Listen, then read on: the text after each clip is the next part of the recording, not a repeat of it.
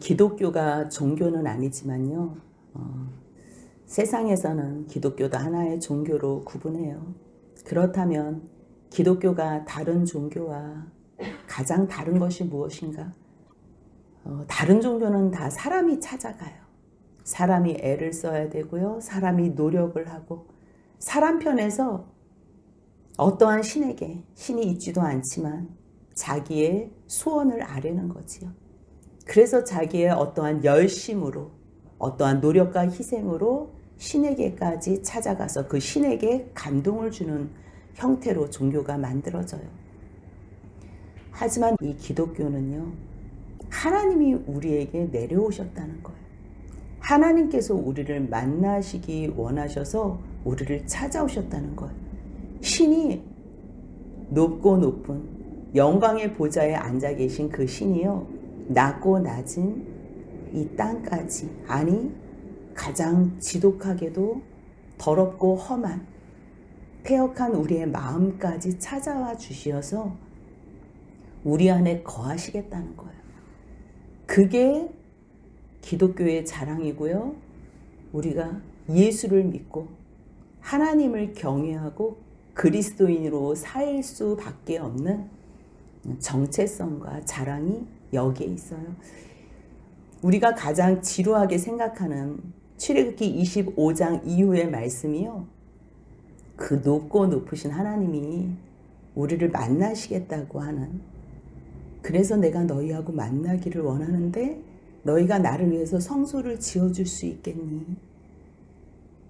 하나님께서 우리를 만나시겠다고 하는데요, 우리는 이제 25장부터 너무 힘들어하는 거예요. 어디 감히 죄인된 우리가 하나님을 만날 수 있겠어요? 어디 우리의 입에서 하나님의 하자라도 부를 수 있겠어요? 하지만 하나님께서 이 모든 것을 다 허락하시고, 허락뿐만 아니라 하나님께서 소원하시며 영원의 시간 속에서 그리스도 안에서 우리를 구원하시기로 예정하셨다는 것, 이것이 우리의 자랑이요, 우리의 가장 큰 기쁨이고 복된 소식이라는 것. 드디어 이 성막을, 성소를 만들어서 하나님께서 이 세상, 하나님의 이름이 높임받지도 못하는 이 세상, 하나님의 뜻이 이루어지지도 못하는 이 세상, 하나님의 나라가 임하지도 못하는 이 세상 가운데에 하나님께서는 처음부터 하나님의 그 뜻을 이루시기 위해서 이 땅에 성소를 지으세요. 그것을 소원하면서. 근데 2절을 보니까요, 이스라엘 자손에게 명령하여 4개의 예물을 가져오라 하고 기쁜 마음으로 내는 자가 내게 바치는 모든 것을 너희는 받으래.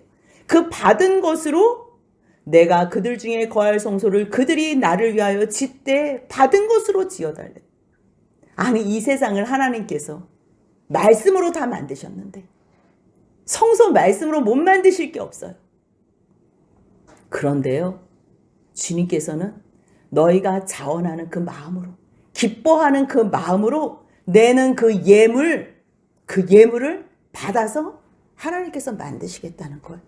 근데 그 만드시는 내용이요, 25장 9절 같이 한번 읽겠습니다. 무릇 내가 내게 보이는 모양대로 장막을 짓고 기구들도 그 모양을 따라 지을지니라. 똑같은 말씀이 40절에도 있어요. 같이 한번 읽겠습니다. 너는 삼가 이 산에서 내게 보인 양식대로 할지니라. 그 말씀을요, 히브리서 기자가요, 똑같이 이 말씀을 받아서요, 히브리서 8장에서 말씀하셨는데요. 제가 읽어드리겠습니다. 그들이 섬기는 것은 하늘에 있는 것의 모형과 그림자라. 하늘에 있는 것의 모형과 그림자라는 거예요. 지금 이 하늘에 있는 원형을 그대로 보고서 그 모양대로 만들라고, 지으라고 말씀하셨어요. 모세가 장막을 지으려 할 때에 지시하심을 얻음과 같으니 이르시되 삼가 모든 것을 산에서 내게 보이던 본을 따라 지으라 하셨느니라 그래요. 그렇다면 이 히브리서 저자가 이 모세가 지금 25장에서 하나님께서 보여주신 그 성소, 원형, 어떤 걸 받겠어요? 그 내용이요, 히브리서에 다 기록되어 있어요. 8장에 그 성소 성막, 성소와 참 장막에서 섬기시는 이 그가 누구냐는 거예요. 성소와 성막을 다 보여주셨는데 거기에 참으로 섬기시는 대제사장도 있다는 거. 성소도 예수 그리스도, 성막도 예수 그리스도, 대제사장도 예수 그리스도, 그 그리스도를 보여주신 거예요. 그것을 보여주시면서 성소를 따라서 만들래요. 근데 거기에요, 하나님께서 다 하신 그 원형은요, 누가 준비하셨어요? 하나님께서 하셨지요. 근데 이 모형은요, 누구 보고 준비하래요? 이스라엘 백성들, 마음이 원하는 자, 기뻐하는 자에게 준비하래요. 그렇다면요, 우리는 하나님께서 우리에게 뭐 매번 시키는 줄 알아요. 뭐 가져와, 너 이거 해, 뭐 예배도 드려라, 기도도 해라, 찬양도 해라. 특히 예물 부분에서는 너 이 예물 드려. 그런데요, 로마서 11장 말씀을 통해서 11장 35절 같이 한번 읽어보겠습니다. 누가 주께 먼저 드려서 갚으심을 받겠느냐. 이 말씀을요, 성경 전체에서 가장 기본적으로 가지고 있으셔야 돼요. 이 세상에 어느 누구도요, 하나님 앞에 먼저 드려서 받는 사람은 없다는 거예요. 그렇다면 누가 먼저 드렸다는 것을 이 말씀이 근거를 해요? 하나님께서 시작하시고 하나님께서 드리셨다는, 모든 시작은 하나님이시라는 거예요. 그 말씀이요, 그 밑에 36절 같이 한번 읽겠습니다. 이는 만물이 주에게서 나오고 주로 말미암고 주에게로 돌아감이라. 그에게 영광이 세세에 있을지어다. 아멘. 이것을 아는 자가요, 그분에게 영광을 돌릴 수 있어요. 목회자들은 뭐 남자 목사님들이 많아요. 근데 남자는요, 생육 강식, 강한 사람 앞에서는 절대 복종이 그게 남자의 사회예요. 그 삶 속에서 조직의 모습이에요. 그래서 하나님을 해석할 때요, 하나님을 어떻게 오해하냐면 아주 힘센 분, 이거 아주 능력이 어느 누구하고도 비교할 수 없는 분. 그래서 그 크신 절대 능력을 가진 힘 앞에서 내가 굴복하는 것으로 성경을 해석해요. 그러니까 성령이 온전히 그 마음에 통치가 되지 않은 사람, 성령으로 성경이 해석되지 않는 사람, 그냥 성경을 연구해서 공부해서 학습으로 성경을 연구한 사람들은요, 하나님 세네, 하나님 앞에서는 까불면 안 되겠구나, 하나님은 그냥 가장 크신 분, 그래서 그 앞에서 나는 절대 복종해야 될 존재. 그래서 성령으로 이 말씀이 해석되지 않은 사람들의 그 오점이 어디서 나타나면요, 하나님이 대단하다, 하나님의 능력을 다 찬양해요. 하나님의 크심, 뭐 사람도 이야기를 하고 다 찬양을 해요. 그런데 그분의 힘 앞에서 우리가 약하기 때문에 절대 복종하는 것으로 드러나요. 그거는 성경을 오해해도요, 너무 오해한 거예요. 그 힘 앞에서 우리가 복종하는 것이 아니고요, 그 힘이 계신 하나님, 말씀으로 세상을 창조하신 하나님이요, 굳이 우리 같은 사람을 위해서 자기 아들 독생자를 보내시지 않아도 되고, 모든 것을 내어서 우리를 사랑하지 않아도 됨에도 불구하고 무릎 꿇어 우리에게 복 주시고 싶어 하시는, 낙타가 무릎을 꿇어서 하는 그 모습처럼 하나님께서 우리에게 복 주실 때 그 주시다, 그 복을 바라크를 주다 할 때 그 내용이요, 우리에게 무릎을 꿇어 사람에게 복을 주시는 형태예요. 그럼 우리는 그래요. 어디서 그렇게 망측한 말을 하냐고. 여러분은 무릎 꿇는 게 더 쉬울 것 같아요. 아니면 십자가에 매달려서 못 박혀서 죽는 게 더 쉬울 것 같아요. 십자가에 못 박히신 그분께서요, 사람을 위해서 못하실 게 없으신 거예요.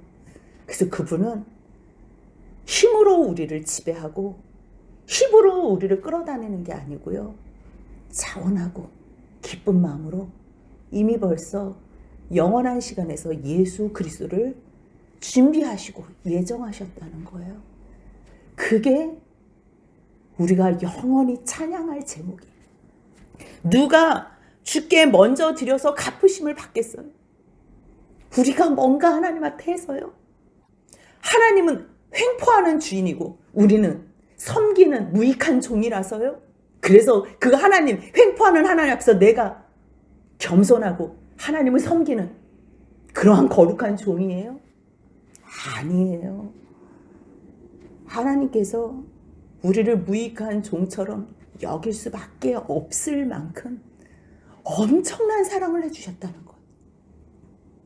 그래서 먼저 주님께서 우리에게 주셨기 때문에 그것으로 요만큼 갚는 거예요. 요만큼.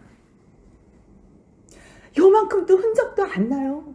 우리가 죽을 만큼 생명을 다해도 하나님께서 우리에게 주신 흔적에 요만큼도 티도 안 나는 거예요. 겨우 인생을 생명을 다 드린 사람의 사랑의 표현이, 열심히, 충성이 뭘 디밀 게 있겠어요. 모든 것이 다 하나님께로부터 오셨다는 거예요. 그래서 하나님께로 모든 것이 다 돌아가요.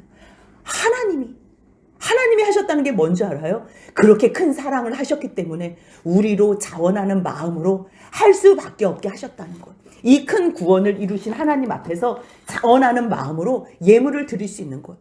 이 사람들 예물이 어디 있어요? 광야에서. 하나님께서 애굽에서 나오게 하실 때에 애굽의 사람들 거를 받아 나오게 하신 거예요. 전리품처럼. 그동안 430년 동안 수고했던 거에 대가로. 왜요? 하나님 성막 짓게 하시려고. 이것을 너희 광야와 같은 세상에서 살 동안 너희가 다른 것 의지하지 말고 하늘 성소. 그 하늘 성소가 이 땅에 임해서 내가 너희에게 거할 거야. 거할 거야. 만나는 장소가 중요한, 이 의미가 중요한 거예요. 보이는 그 하나님의 형상은 중요하지 않아요. 그래서 하나님은요, 형상을 안 보여주셨어요. 그래서 계속 음성으로, 말씀으로만 나타나셨어요. 왜요? 너희들이 함께 하기를 원한다면 나는 늘 어디나 다 함께 하고 싶어. 그런데 그 하늘 성소, 참 성소를요, 참 형상을 이 땅에 모형으로, 그림자로 보여줘야 되니까. 그래서 성막을 짓는 거고 성소를 짓는 것 뿐이에요. 이것도 모형인 거예요.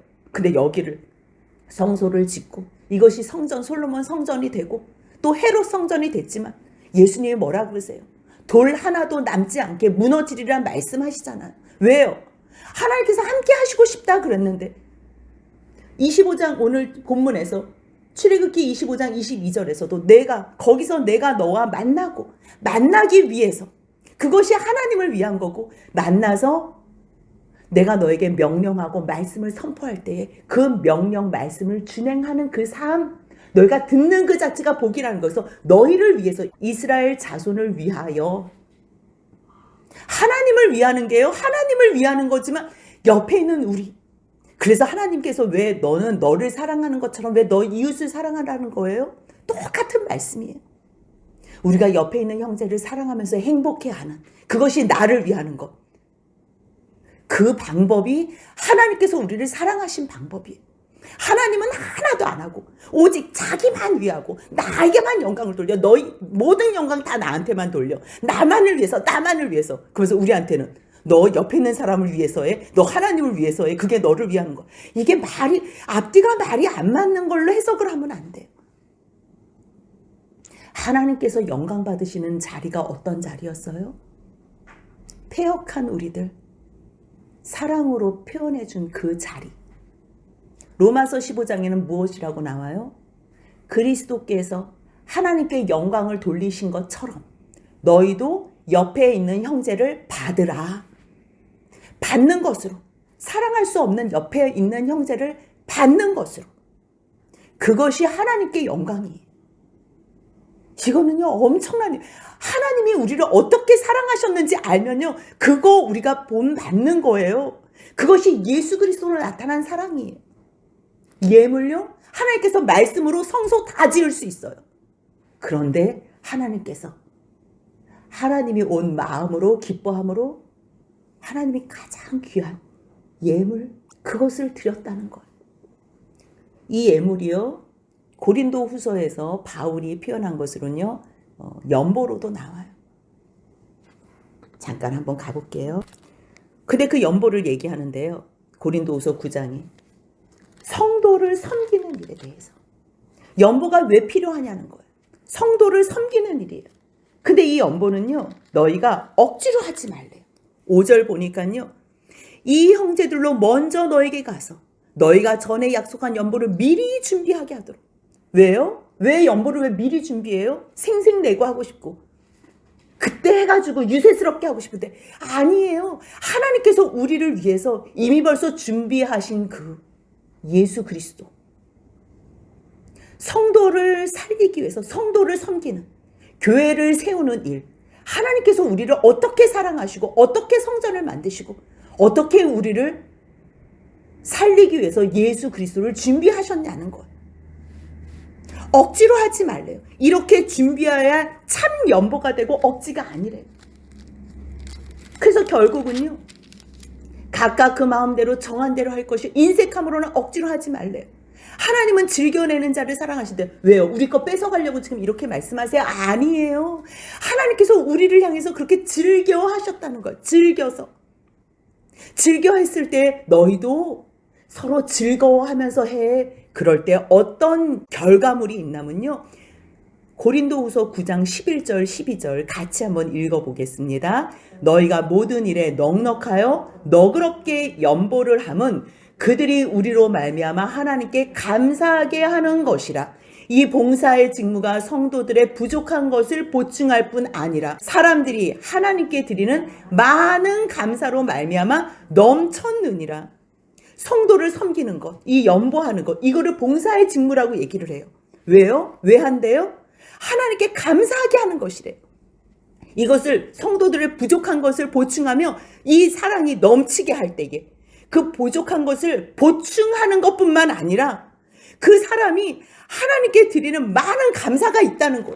결국은요, 하나님의 사랑이 그리스도로 말미암아 우리를 성전 삼으시고 영원한 성소 삼으신 것처럼, 무엇으로? 하나님께서 기쁨으로 준비한 이 예수 그리스도처럼 너희들도 성소를 만들 때에 너희가 기쁜 마음으로 내라는 거, 이 예물을.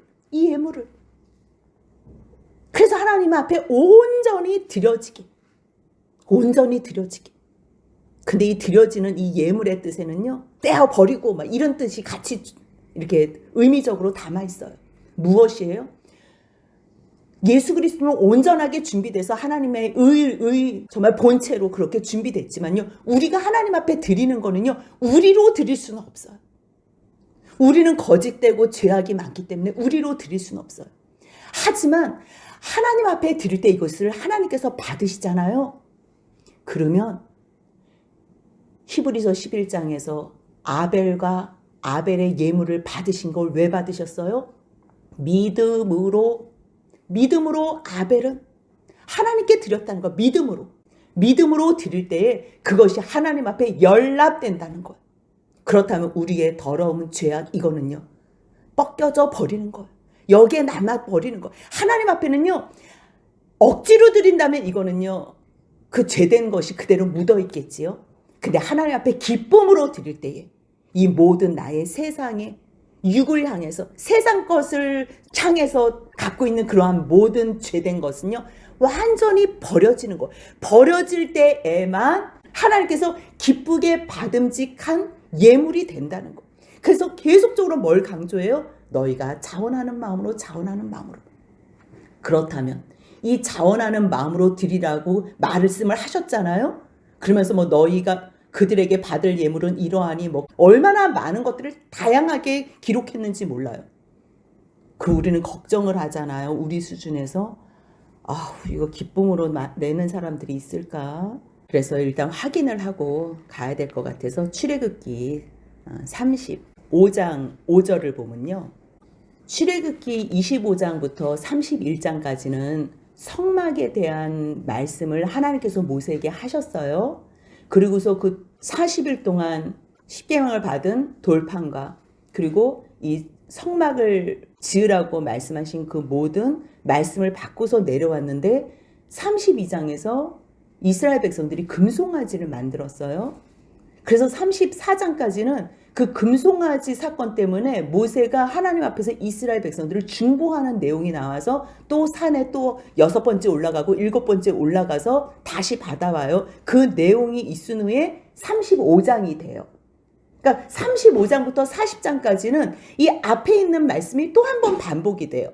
근데 35장에서는요. 35장 5절을 보면요. 너희의 소유 중에서 너희는 여호와께 드릴 것을 택하되 마음에 원하는 자는 누구든지 그것을 가져다가 여호와께 드릴지니 하면서 또 같은 내용이 나와요. 그러니까 이 말씀은 25장에서 하나님 앞에 들었던 말씀을 그대로 해요. 그래서 35장 21절부터 보니까요. 모세 앞에 물러가가지고 이제 이 마음이 감동된 모든 자가 다 가져오는 거예요. 말씀을 이거 35장에서 받았잖아요. 받고 나서 그 다음에 감동된 모든 자가 자원하는 모든 자가 다 와가지고 회막 짓기 위해서 그 쓸 모든 필요한 것들을 가져와요. 그러면서 21절에서 마음이 감동된 모든 자, 자원하는 모든 자, 22절에서 곧 마음이 원하는 남녀, 25절에서 마음이 슬기로운 자. 누가 슬기롭겠어요? 누가 지혜가 있겠어요? 하나님을 경외하는 자가 지혜롭겠지요. 26절에서 마음에 감동을 받은 자, 슬기로운 모든 여인. 또 29절에서 마음에 자원하는 남녀는 누구나 다 이것을 하나님께 드렸다는 거예요. 얼마나 많이 드렸냐면요. 36장 2절 뒤에 보니까요. 곧 그 마음에 여호와께로부터 지혜를 얻고 와서 그 일을 하려고 마음에 원하는 모든 자를 부르매 하나님께서 지혜를 주셔서 지혜, 지식, 하나님의 일에 참여하는 모든 자의 지혜는요. 여호와를 경외함으로부터 나온다는 것을 기억하셔야 돼요. 근데 이 사람들이 다 마음에 원하는데요. 5절부터 7절까지 같이 읽겠습니다. 모세에게 말하여 이르되 백성이 너무 많이 가져오므로 여호와께서 명령하신 일에 쓰기에 남음이 있나이다. 모세가 명령을 내림에 그들이 진중에 공포하여 이르되 남녀를 막론하고 성소에 드릴 예물을 다시 만들지 말라 하매 백성이 가져오기를 그치니 있는 재료가 모든 일을 하기에 넉넉하여 남음이 있었더라. 아멘. 이게 하나님의 일의 방법이고 결과예요. 하나님은요, 하나님께서 능력이 없어서 우리한테 달라 그러시지 않아요. 하나님께서 뭐 우리 거 뺏으려고, 뭐 우리 거 어거지로 하려고 아니에요. 참 하늘 성소, 참 형상이 그리스도.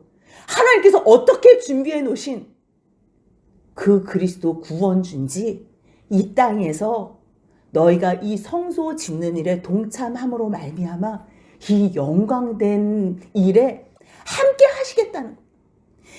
어떻게 우리가 이 일에 동참을 해요?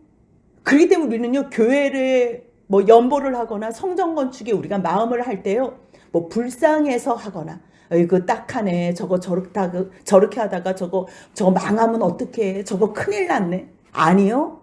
교회 일은 그렇게 섬기는 게 아니에요. 하나님 앞에 드리는 예물은 그렇게 하는 게 아니에요. 하나님의 영광된 일에 동참하기 위해서만 기쁜 마음으로, 자원하는 마음으로 하는 거예요. 하나님께서 이 기회를 주신 거라는 걸 아는 사람들만 이것을요, 온 마음을 다해서 할 수 있는 것. 그럴 때 하나님의 일은요, 오로지 기쁨으로만 하나님의 그 크신 뜻을 이루기 위해서 하는 것. 그 외에는요, 아무 사심, 욕심 그런 게 있을 수가 없는 거예요. 하나님께서 하라 그러시면요, 하나님께서는 자원하는 사람들을 통해서 하실 거예요. 하나님께서 아니 이제는 수도 하면요, 주님께서 멈추실 거예요. 그렇기 때문에 교회 일은요, 걱정할 필요가 없어요. 그냥 하나님께서 항행하시는 일이라면요, 하나님께서 자원하는 사람들로 말미암아 넘치고도 넘치게 하실 거예요. 내가 안 한다고요? 걱정하지 마세요. 하나님 앞에 기쁜 마음으로, 자원하는 마음으로 성도를 세우고 성도를 섬기는 일에 동참하게 해주세요. 그것이 영광이라는 걸 알기 때문에 그것을 기도하며 거기에 동참하는 일에 온 마음을 쓰는 것 외에는 우리가 다른 생각은요, 의미도 없고, 하나님께서 억지로 하는 것, 누구를 억지로 돕는 것, 또 불쌍해서 돕는 것, 그것도 의미 없어요. 누가 불쌍해? 내가 제일 불쌍하지. 하나님 앞에서 가난한 내가 제일 불쌍하지. 그렇기 때문에요. 받은 것으로 주님 앞에서 충분히 옆에 있는 사람 섬길 수 있도록 주님은요. 교회를, 하나님의 교회를 그렇게 인도해 나가세요.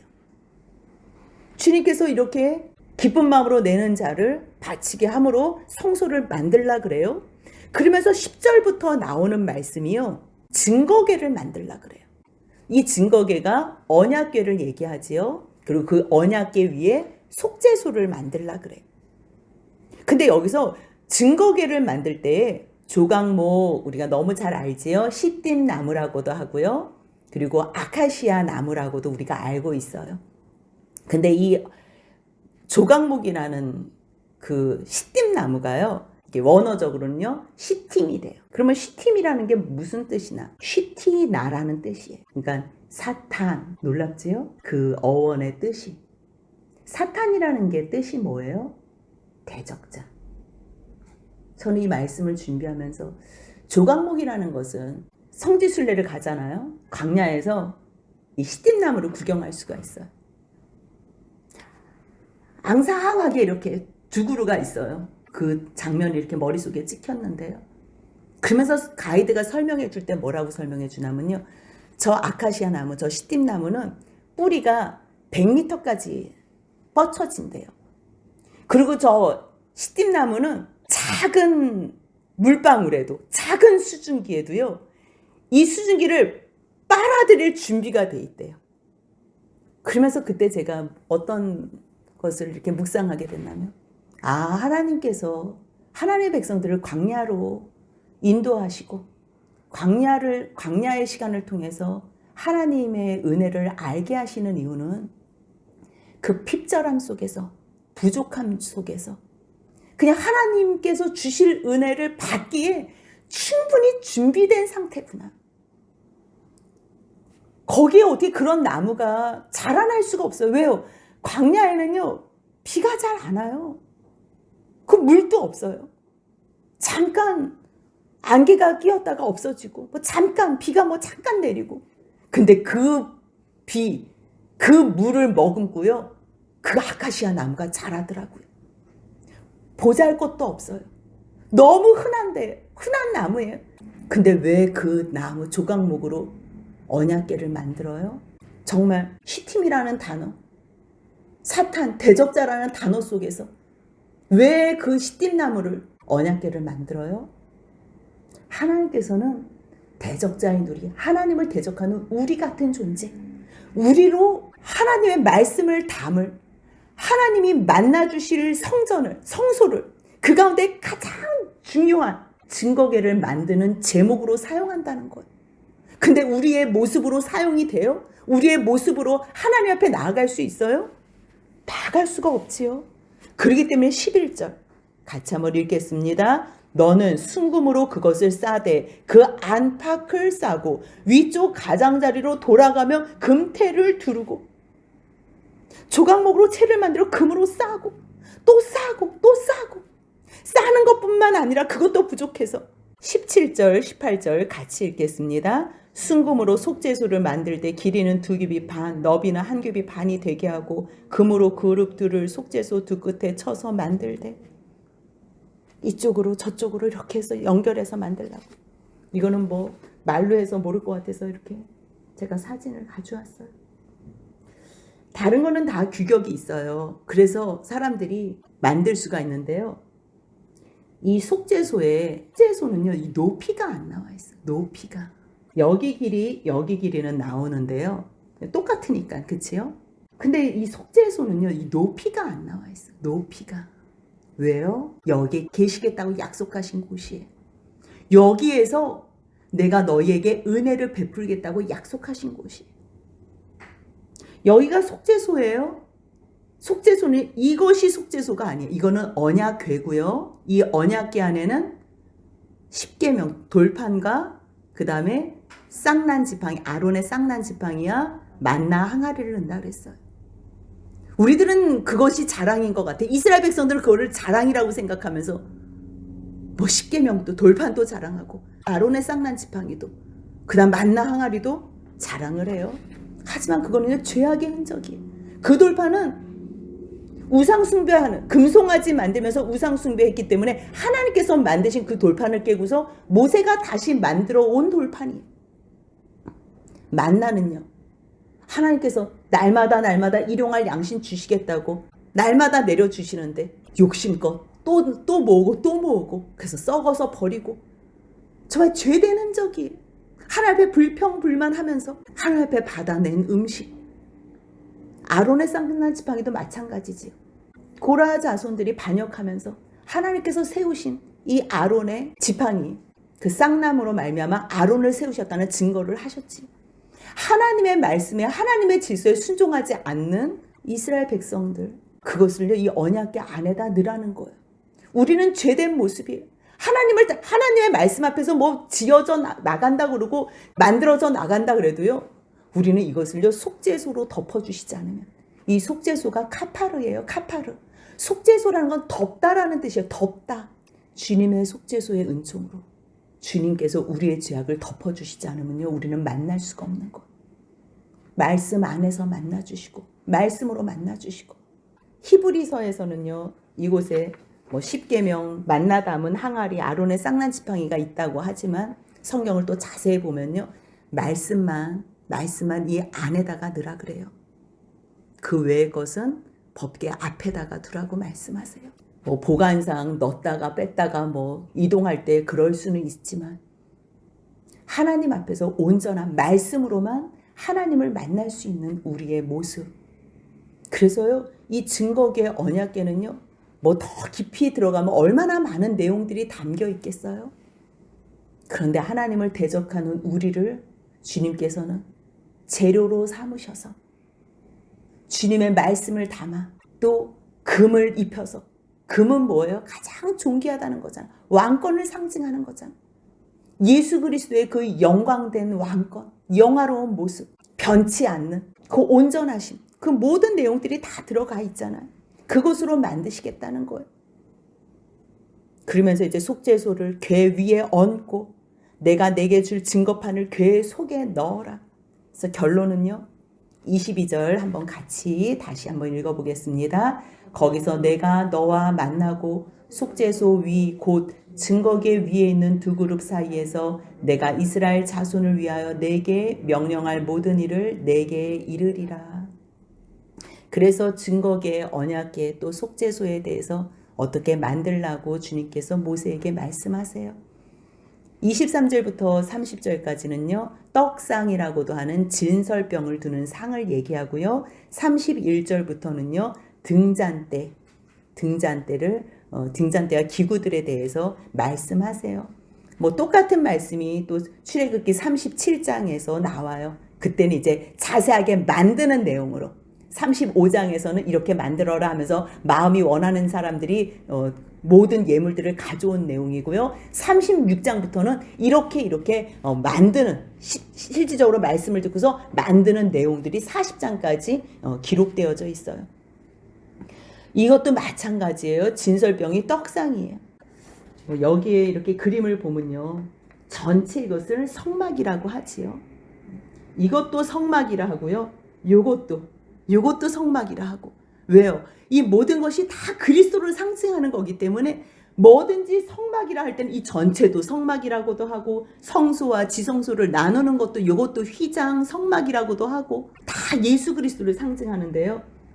오늘 특별히 이렇게 말씀을 나누는 거는 여기에 있는 이 언약궤, 증거궤와 속죄소고요. 그리고 들어가서 동서남북이 되는데요. 이렇게 보면 이제 들어가서 오른쪽으로 떡상이 있고요. 왼쪽으로 등잔대, 금촛대가 있어요.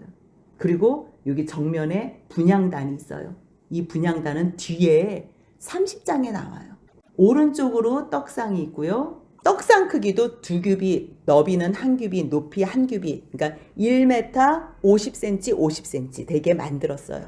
이것도 마찬가지로 조각목으로 만들어요. 조각목으로 만드는데 겉에는 또 다 금으로 쌓아요. 이곳 위에다가요, 이제 진설병을 놓는데요. 이 말씀이 출애굽기 37장에도 나오고 레위기 24장에도 나오는데요. 제가 레위기 24장에 있는 말씀을 읽어드릴게요. 24장 5절에 너는 고운 가루를 가져다가 떡 12개를 굽되 각 덩이를 10분의 2 에바로 하여 여호와 앞 순결한 상 위에 두 줄로 한 줄에 6개씩 진설하고 너는 또 정결한 유황을 그 각 줄 위에 두어 기념물로 여호와께 화제를 삼을 것이며 안식일마다 이 떡을 여호와 앞에 항상 진설할지니 이는 이스라엘 자손을 위한 것이요 영원한 언약이니라.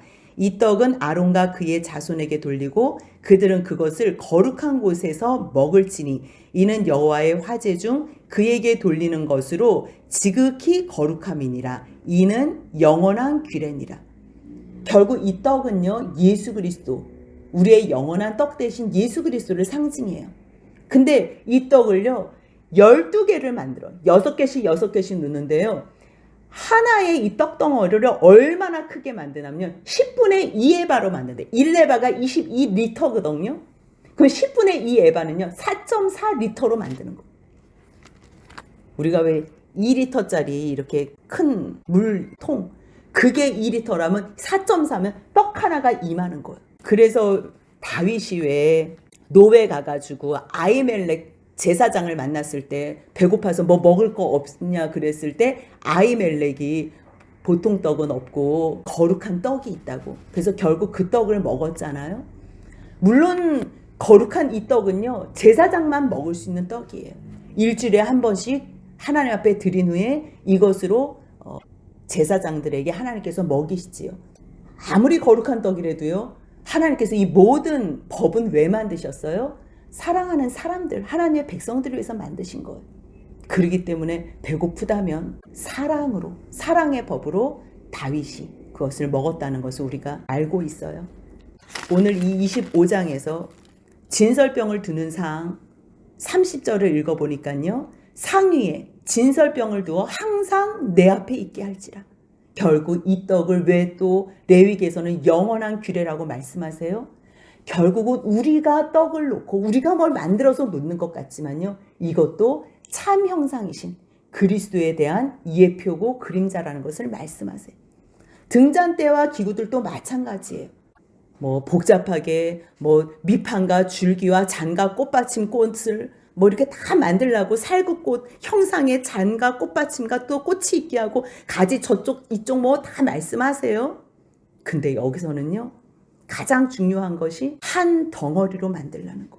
한 덩어리로. 근데 그 한 덩어리가 39절 보니까요. 등잔대와 이 모든 기구를 순금 한 달란트로 만들래요. 한 달란트. 거기에 있는 필요한 모든 기구들을. 한 달란트는요. 34kg이에요. 엄청나게 무거운 거지요. 근데 그것을요. 금으로. 이 순금으로 등잔대를 만드는 등잔대의 역할이 뭐예요? 뭐 다음 시간에 보면 이 성막에 대해서 배우거든요. 4겹으로 쌓아요. 이 성막을 위에 덮는 덮개를. 얼마나 이 안에가 어둡겠어요. 완전히 차단된 곳, 완전히 구별된 곳, 분리된 곳. 그래서 이 안에는 깜깜해요. 근데 주님께서 보여주신 그 빛으로 식양대로 만들 때에 빛을 밝혀주는 그러한 등잔대를 하나님께서 준비해 놓으셔서 만들어요. 성소는 깜깜하고 어두워요. 완전히 빛이 하나도 들어오지 않아서 차단돼서. 하지만 하나님께서는 하나님의 방법으로 비추는 그 빛, 그것을 식양대로 만들라 그래요. 근데 어떻게 해요? 쳐서 한 몸으로 한 덩이로 연결해서 만들래요. 그래서 그것을요. 이 모든 빛을 비추는 대로 37절 한번 같이 읽겠습니다. 등잔 7을 만들어 그 위에 두어 앞을 비추게 하며. 결국 이 빛도요 말씀의 조명이에요. 이 안에 있는 떡상을 어떻게 봐요? 이 안에 향단을 어떻게 봐요? 이 빛이 없으면요 아무것도 할 수가 없어요. 성령의 조명, 빛 대신 말씀, 예수 그리스도, 빛 대신 말씀이신 예수 그리스도. 그 말씀이 성령으로 조명되지 않고는 우리들은요 하나님의 분부대로 명령대로 어떠한 것도 할 수 없어요. 하지만 하나님께서 준비해 놓으신 예수 그리스도의 말씀, 또 하나님께서 보내주시는 성령, 그 모든 것으로 조명할 때 영원한 우리의 떡 대신 예수 그리스도로 우리가 배불리 먹을 수 있는 거고요. 또 하나님 앞에 보좌 앞에 나아갈 수 있는 향단으로 나아갈 수 있는 우리가 방법도 알게 되는 거고요. 그래서 이 식양은요, 우리가 참 부담스럽고 그 의미가 너무 어려워요. 뭐 정말 우리가 연구하면 끝이 없이 뭐 얼마나 많은 신학 서적들이 있는지 몰라요. 하지만 우리가 다 뭐 나눌 수는 없고 하나님께서 만나 주시겠다고 하시는 그 속죄소, 우리의 모든 죄악을 덮으시고 하나님의 말씀대로 그 은혜로 만나 주시는 그 자리, 시은좌, 그리고 또 하나님 앞에 나아가는 이 모든 내용이 하나님께서 준비해 놓으신 예수 그리스도의 예표라는 것. 근데 여기에 동참할 수 있도록 하나님 앞에 자원하는 마음으로 예물을 가져오라고 주님께서 25장에서는 말씀하고 계세요. 참으로 하나님 앞에 나아갈 수 없는 우리들을 하나님의 동역자로 세우시며 동참케 하시는 이 은혜에 감사하며 억지가 아닌 이 큰 영광 앞에 함께하는, 그래서 기쁨으로 자원하며 주님 앞에 보이는 예물뿐만 아니라 참 성전 삼으시려는 주님의 이 깊으신 뜻 안에서, 성령 안에서 하나님이 거하실 처소가 되기 위하여 그리스도 예수 안에서 함께 지어져가는 저와 여러분들의 복된 삶이 되시길 주님의 이름으로 소원합니다. 아멘.